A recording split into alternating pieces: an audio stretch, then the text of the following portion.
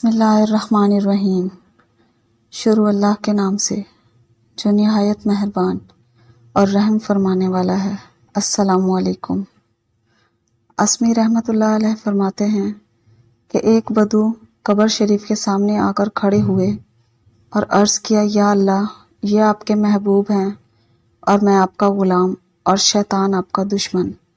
اگر آپ میری مغفرت فرما دیں تو آپ کے محبوب کا دل خوش ہو، آپ کا غلام کامیاب ہو جائے اور آپ کے دشمن کا دل میں نانے لگے، اور اگر آپ مغفرت نہ فرمائیں تو آپ کے محبوب کو رنج ہو اور آپ کا دشمن خوش ہو اور آپ کا غلام ہلاک ہو جائے۔